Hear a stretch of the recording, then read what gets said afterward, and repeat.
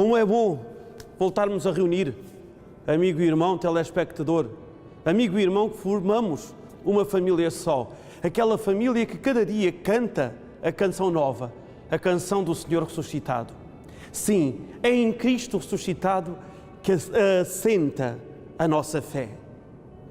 Este Cristo ressuscitado que nos vem trazer uma boa nova da salvação, a boa nova da conversão, do arrependimento, da mudança de vida.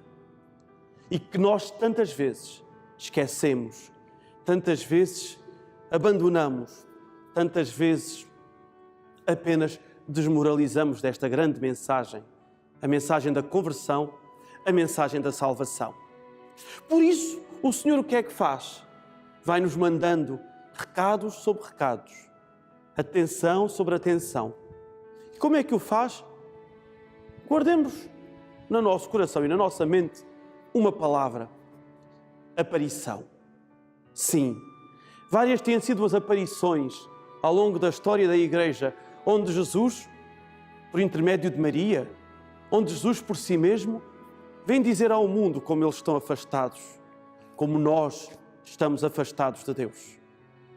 Pensemos em La Salette, pensemos em Parrel-Monial, pensemos em Lourdes, pensemos em Fátima, tantos lugares.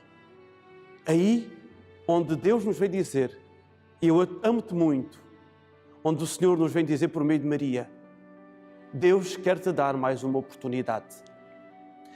É este o espírito deste programa de hoje, este programa que vai dar início à sétima aliança. Já não é o rei nem o povo que fazem uma aliança com Santa Maria, mas é Santa Maria que corresponde a estas alianças com uma aliança que ela própria faz. Ela vem ao mundo trazendo uma mensagem. Mas o que é uma aparição? O que é necessário para que a Igreja confirme uma aparição? Mais uma coisa. Por que é que nem todas as aparições são aprovadas e dignas de crédito? São estas 3 perguntas e muito mais que o Dom Francisco nos vai responder nesta primeira parte, em que nos vai apresentar as aparições ao longo da história da Igreja. Programa interessante. E digo-lhe, vamos terminar num sítio maravilhoso, onde Cristo, de braços abertos, nos mostra Lisboa, nos mostra Portugal. Cristo Rei em Almada. Fique connosco e vai ver que vamos dar graças a Deus no final, porque Ele nunca se cansa de nos perdoar quando nós nos cansamos de pedir perdão. Fique connosco em mais um Alianças com Santa Maria.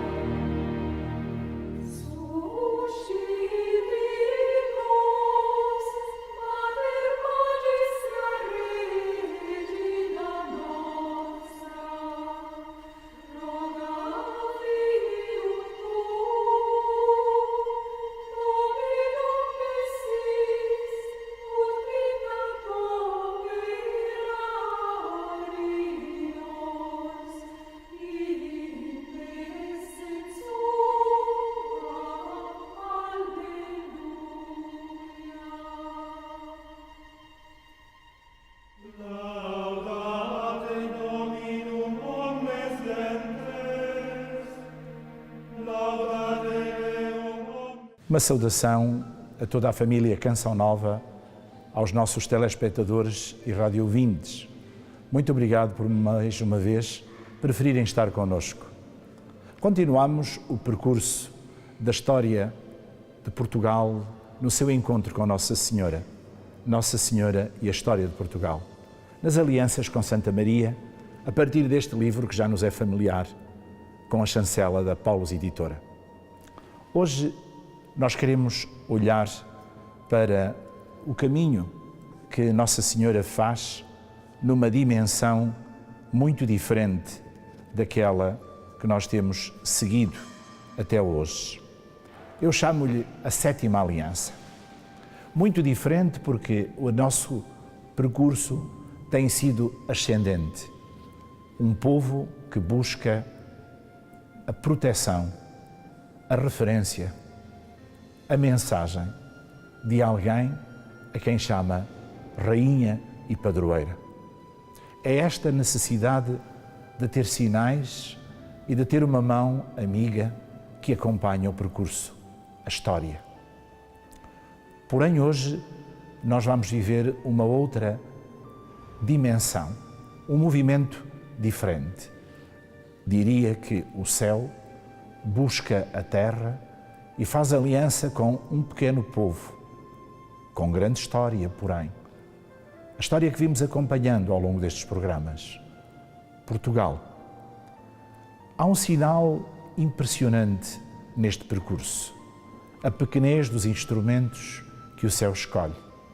Vamos nos encontrar com 3 crianças que, sem capacidade previsível para expandir, divulgar, tornar no mundo conhecida a mensagem, são, porém, aqueles que Nossa Senhora prefere.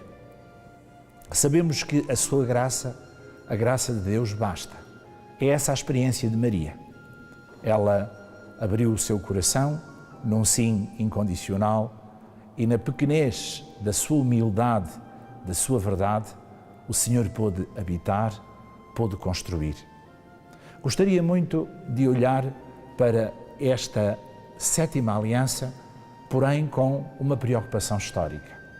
A preocupação de um caminho que a história faz em relação à chamada aparição, à manifestação sobrenatural. Sabemos que o cristianismo assenta na grande diferença da ressurreição. É uma compreensão do corpo humano na plenitude do seu valor. É uma espiritualidade que não prescinde do corpo. Por isso, Nosso Senhor Jesus Cristo ressuscitou ao 3º dia. Corpo glorioso, corpo de luz. Esta glorificação, porém, parte do corpo, o corpo humano. Sabemos que o ressuscitado tem as marcas nas mãos e nos pés, no lado, da paixão, daquilo que foi a expressão máxima da corporeidade, o sofrimento e a morte. O ressuscitado leva sempre essa marca. Podíamos dizer que assim como o vinho é produto da uva, também o ressuscitado é o corpo finito, limitado, terreno, tangível, transformado pela glória. Assim como o pão é, sem dúvida, o grão de trigo, porém de um modo diferente, também o ressuscitado é aquele que verdadeiramente parte do corpo que nasceu em Belém e que foi crucificado no Gólgota, que foi sepultado, que esteve 3 dias no túmulo. Sabemos perfeitamente que é uma outra dimensão meta-histórica, que nem o tempo envelhece, nem o espaço limita. A história é isto mesmo, estar no tempo e no espaço. A ressurreição é para lá do tempo e do espaço. O testemunho de José de Arimateia, que acolheu aquele corpo no seu sepulcro, uma sepultura nova, é de facto impressionante. É este Cristo sepultado na amizade que se torna depois ressuscitado e companheiro da estrada de Emaús. Gostaria de fazer perceber que esta intervenção de Deus na história é radical, é assente nesta grande novidade que a antropologia cristã se constrói. No século XIX, com o movimento positivista, tornou-se questionável a possibilidade da aparição.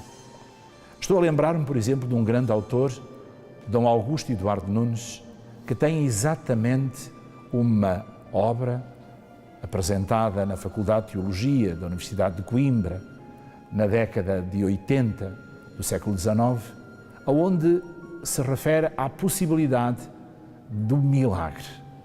Se não houvesse possibilidade de milagre, não havia possibilidade da revelação de Deus. A história seria vidrada, a história seria impenetrável. Deus não seria alguém que intervém na história do homem, que faz parte da história do homem. Não seria contemporâneo de cada geração humana. É, de facto, sinal de dimensão cristã compreender a possibilidade de Deus se revelar, dialogar e estar com o homem.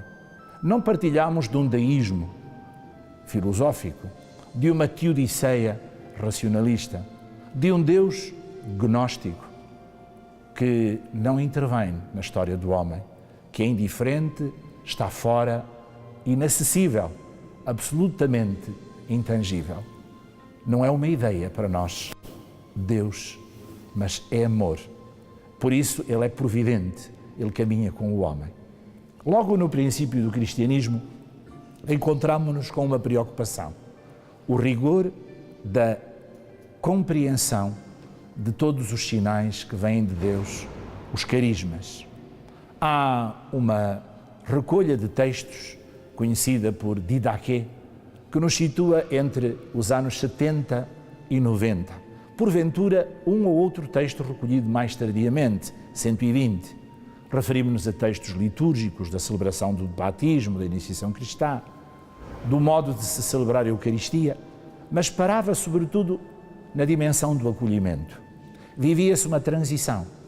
A Igreja itinerante, missionária, sempre em saída, que vai levar de comunidade em comunidade, de sinagoga em sinagoga, de diáspora judaica em diáspora judaica, a boa notícia do Evangelho.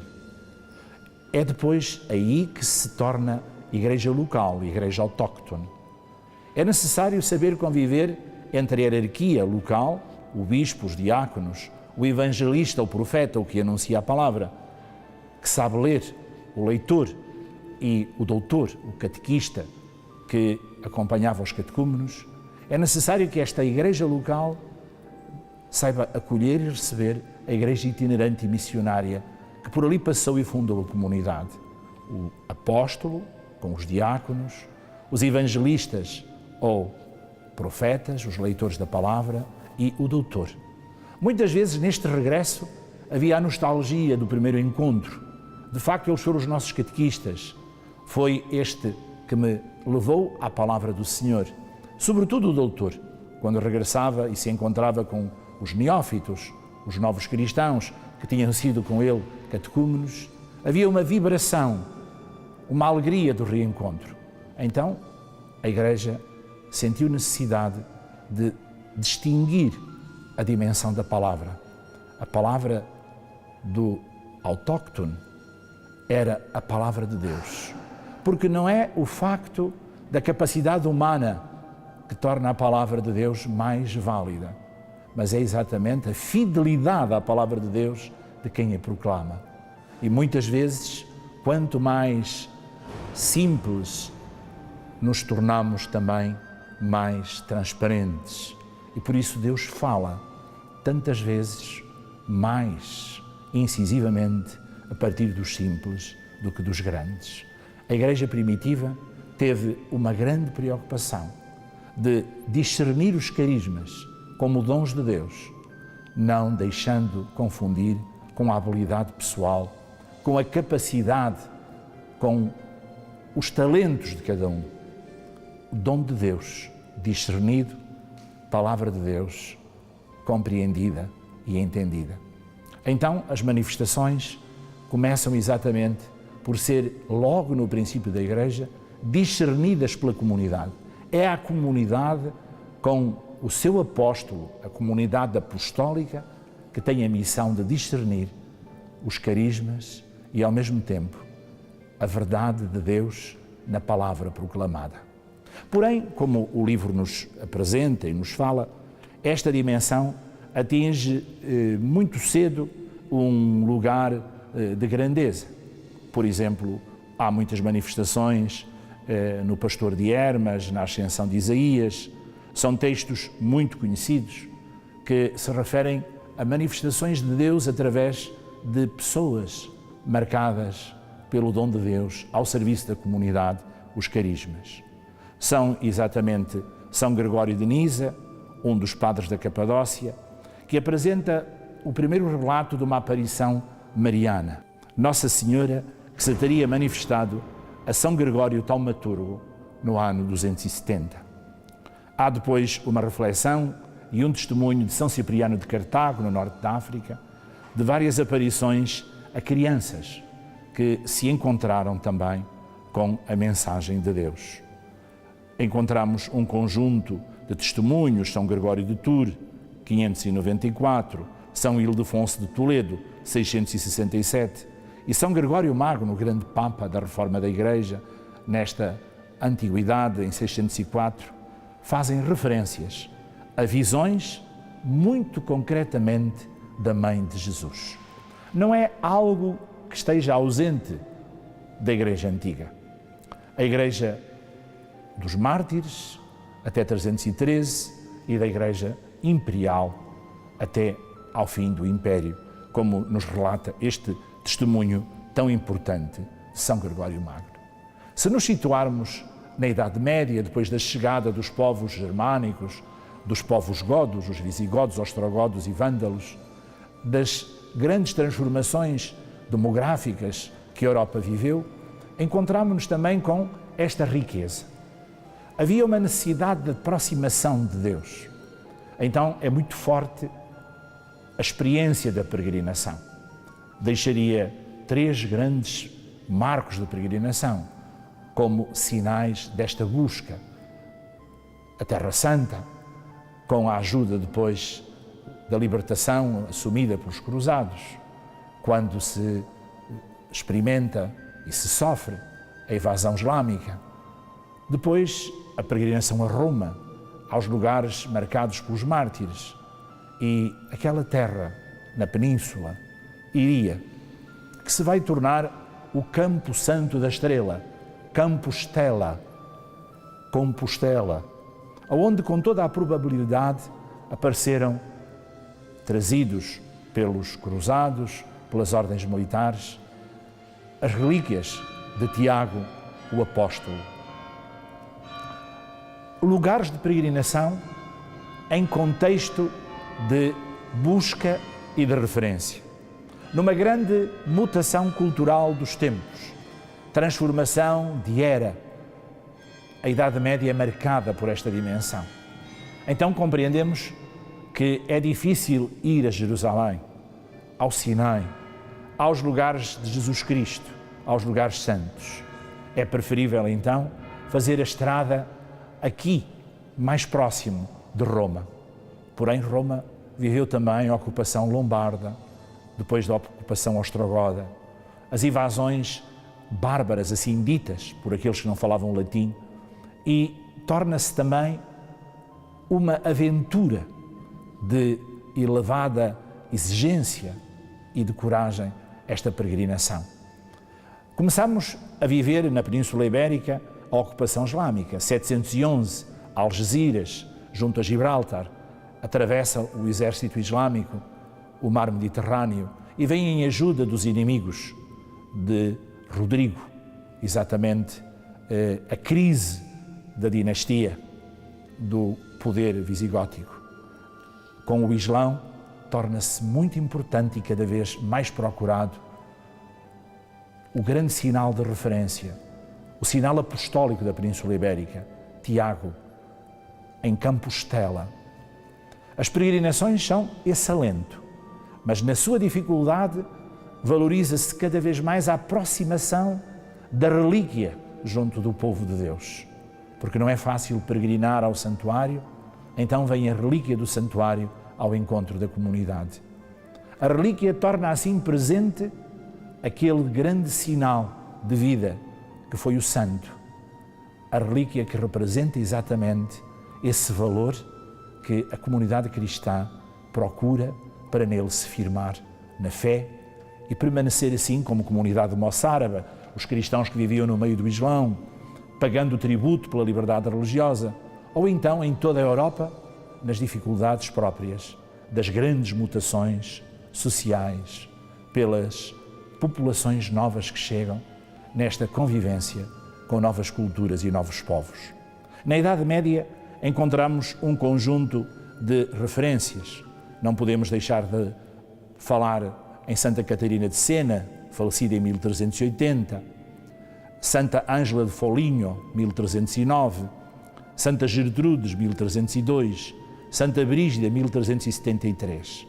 E como é que eram lidas estas manifestações místicas da presença de Deus na vida destes contemplativos, destas figuras cristãs de santidade? São Tomás de Aquino considerava que a melhor forma de se relacionar com Deus era exatamente através do diálogo. A oração é um diálogo. E a certa altura, a oração é tão intensa que torna presente o interlocutor com quem fala. Por isso, a aparição é uma revelação daquele com quem falo. É um abrir-se uma porta para a eternidade e encontrar-me com o paraíso. É isso o ícone.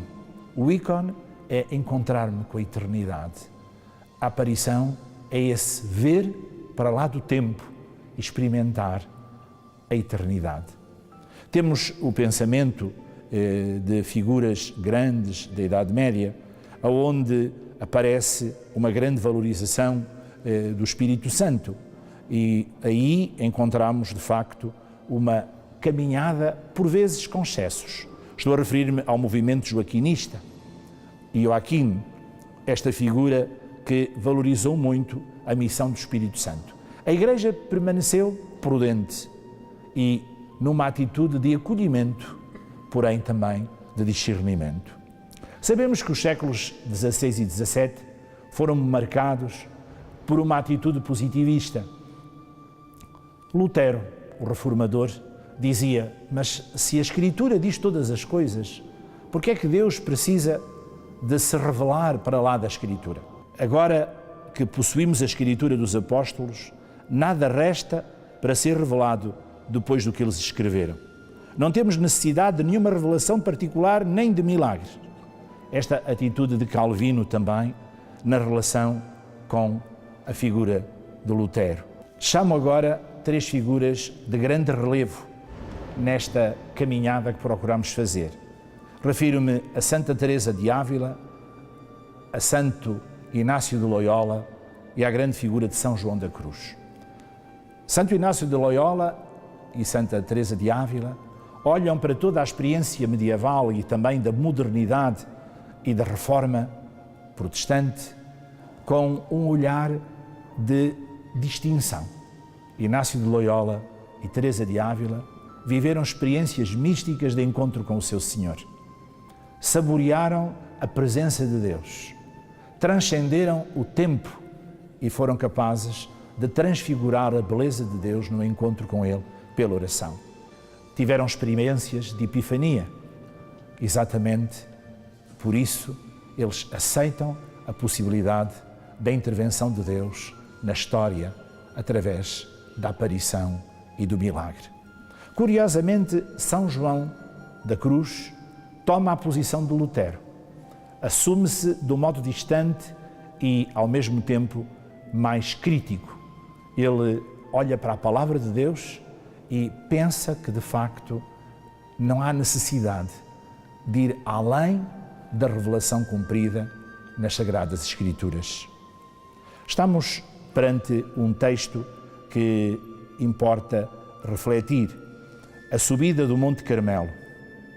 Este texto de São João da Cruz cruza-se com o pensamento luterano, numa dimensão ecuménica e, ao mesmo tempo, numa leitura cristã dos acontecimentos. Saboreemos a profundidade deste texto, Subida do Monte Carmelo, de São João da Cruz.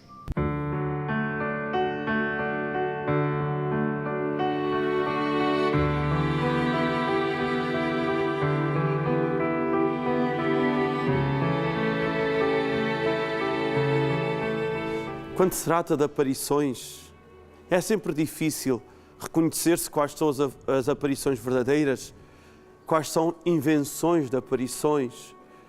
Mas São João da Cruz, no seu livro Subida ao Monte Carmelo, diz-nos de forma tão bonita o que é preciso e qual é o meio e o modo para se verem a veracidade das aparições. Escreve ele: se eu, Deus, já te falei todas as coisas na minha palavra, que é o meu Filho, e nada mais tenho a dizer, que te posso revelar além disso? Põe os olhos somente nele, porque nele eu disse e te revelei tudo. E acharás nele ainda mais do que pedes e desejas, porque tu pedes frases e revelações em parte, e se pões os olhos nele, hás de achá-lo em tudo. Bonito texto. Se queres saber se as aparições são verdadeiras, lê o Evangelho.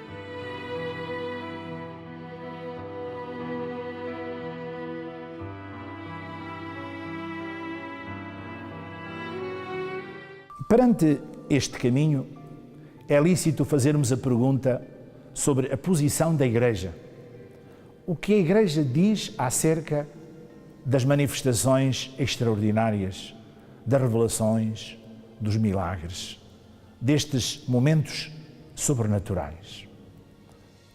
Em primeiro lugar, gostaria de lembrar o Concílio de Latrão V, 1516, e o Concílio de Trento, no ano de 1563. A posição dos concílios é clara. O discernimento é sempre apostólico. Pertence ao bispo de cada igreja local discernir sobre a verdade ou a fantasia imaginativa e criativa, porventura até doente, destes ditos sinais de Deus. Há um Papa, Urbano VIII, que em 1634 apresenta o fundamento teológico de uma intervenção da autoridade eclesiástica. Assessorada pelos teólogos, com toda a complementaridade, deve pôr-se na posição de São Tomás de Aquino, ou seja, verificar se o contexto da manifestação de Deus é um contexto de oração, de autenticidade e de diálogo. Porque há de ser sempre marcada a autenticidade por esta vivência profunda de conversão de vida e de oração sincera.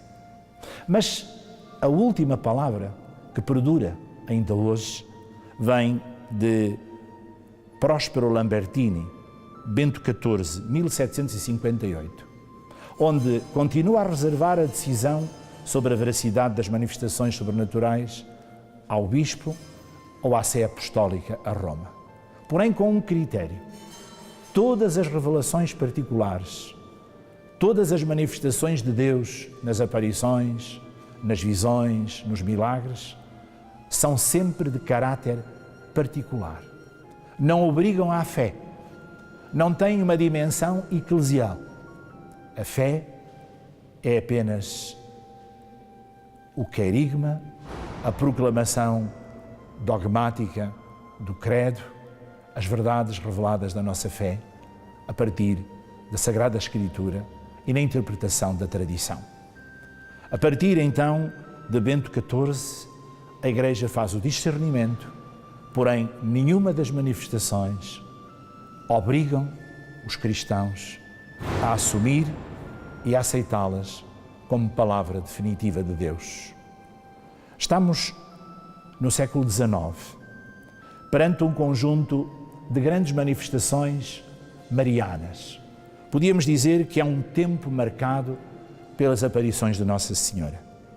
Eu volto ao livro para me apoiar e vamos nos encontrar, por exemplo, com a Rua du Bac, em Paris, Santa Catarina de Labouré, em 1803, La Salette, 1846, Lourdes, 1858, Pontemain, 1871, Fátima, 1917, Boreg, 1932 e Banneux, 1933.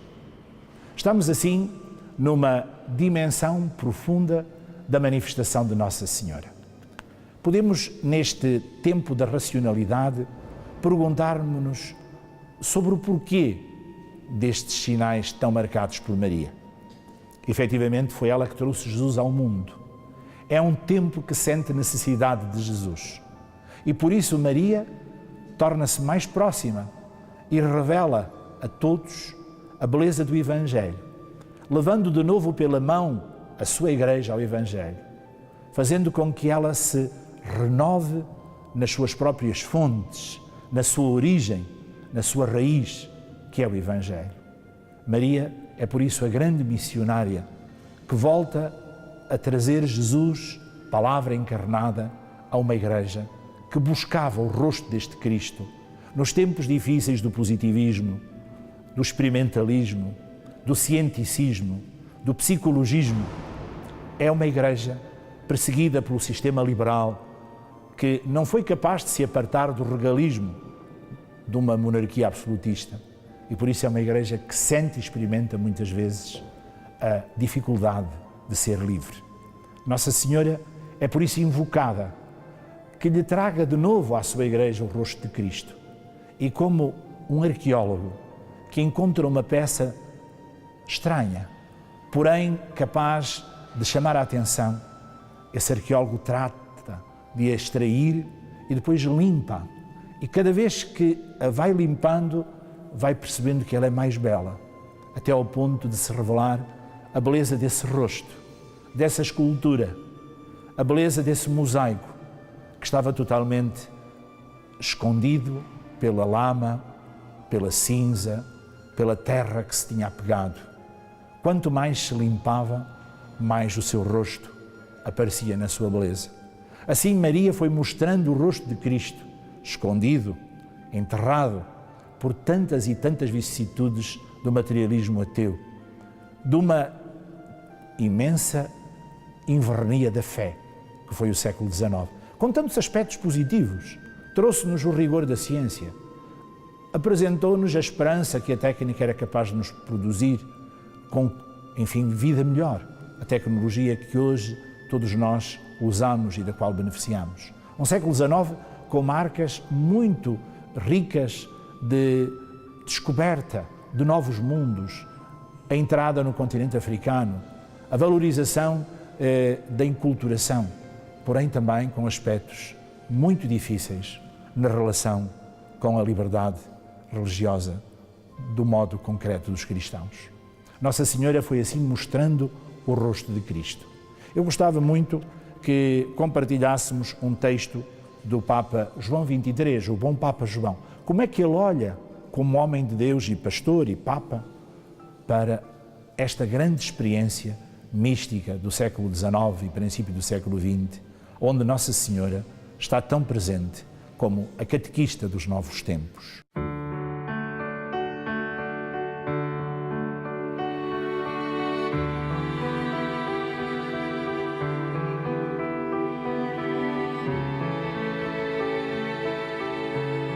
Como sempre se disse, confirmam-se as aparições no Evangelho. Se as mensagens trazidas por Nossa Senhora são as mensagens cristocêntricas, cristológicas presentes no Evangelho, são confirmadas as aparições. Porém, o Papa João XXIII faz-nos um apelo. Este apelo a não nos ficarmos apenas por aquilo que está dito, mas a estudarmos. Diz ele: seguindo os papas que há um século vêm recomendando aos católicos que prestem atenção à mensagem de Lourdes, nós vos estimulamos a escutar com simplicidade de coração e retidão de espírito os avisos salutares e sempre atuais da Mãe de Deus. Constituídos custódios e intérpretes da divina revelação contida na Sagrada Escritura e na tradição, é para eles dever recomendar a atenção dos fiéis, quando, depois de maduro exame, o julgam oportuno para o bem comum, as luzes sobrenaturais que Deus se compraz em dispensar livremente certas almas privilegiadas, não para propor novas doutrinas, mas para guiar a nossa conduta.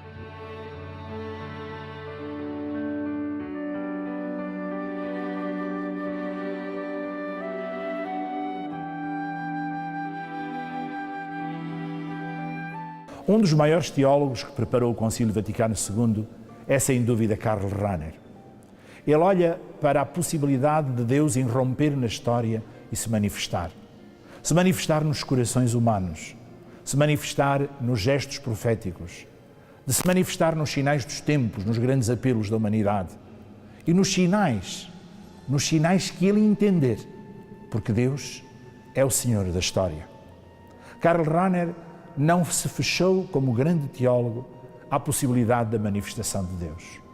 Estamos a preparar o Concílio Ecuménico Vaticano II, o movimento catequético que São Pio X apresentou através de uma aproximação das crianças à Eucaristia.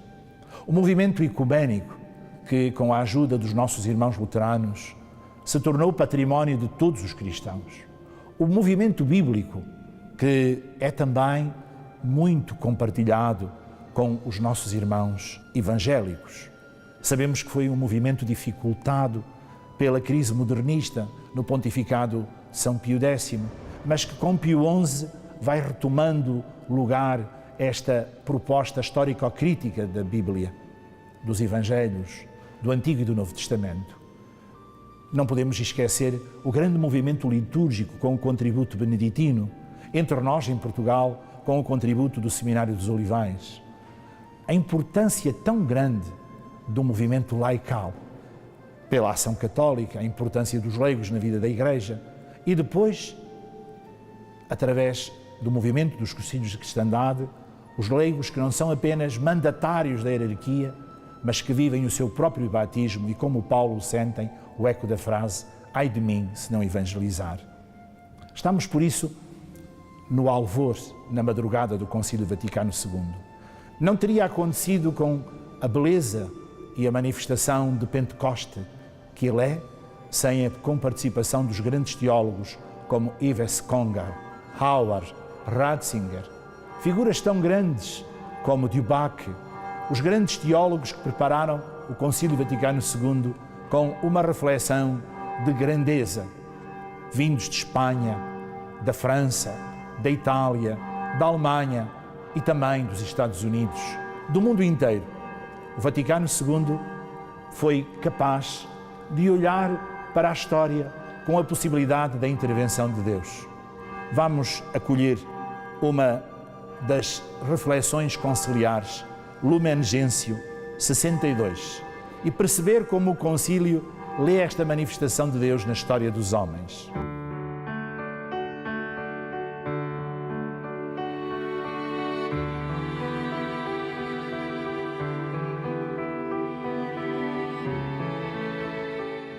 Há uma certeza que a Igreja sempre tem, desde a primeira hora, desde as primeiras comunidades cristãs, é que Maria está presente na vida da Igreja.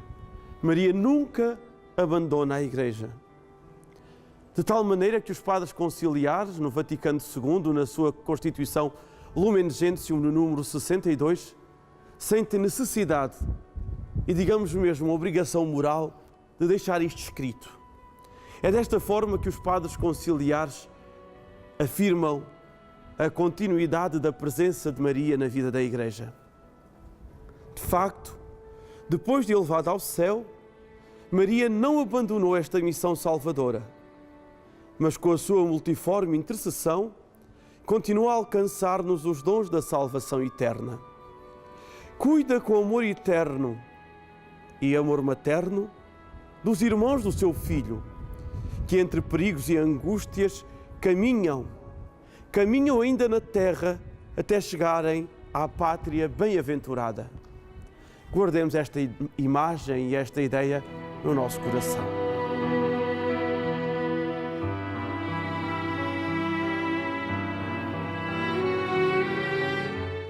Se muitas vezes na Igreja prevaleceu uma atitude mais severa de olhar para as manifestações com uma preocupação, muitas vezes imediatamente marcada pela negação, o Concílio Vaticano II soube abrir a possibilidade de um Deus fazer história com o seu povo e fazer da história do povo uma história da salvação. Um outro texto que nos vai ajudar a entender esta perspectiva a partir da Constituição dogmática sobre a Igreja, Lumen Gentium, número 12.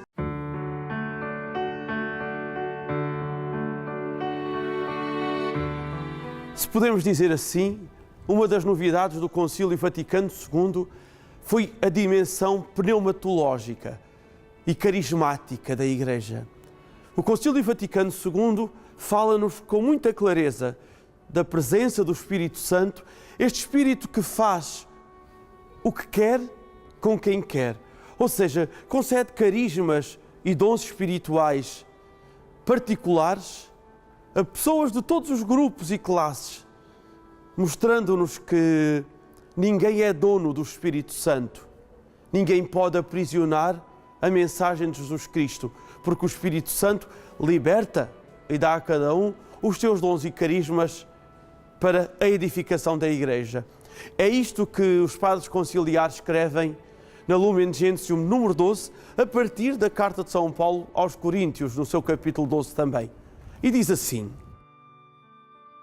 além disso, este mesmo Espírito Santo não só santifica e conduz o povo de Deus por meio dos sacramentos e ministérios, e o adorna com virtudes, mas distribuindo a cada um os seus dons como lhe apraz, distribui também graças especiais entre os fiéis de todas as classes, as quais os tornam aptos e dispostos a tomar diversas obras e encargos, proveitosos para a renovação e cada vez mais ampla edificação da Igreja.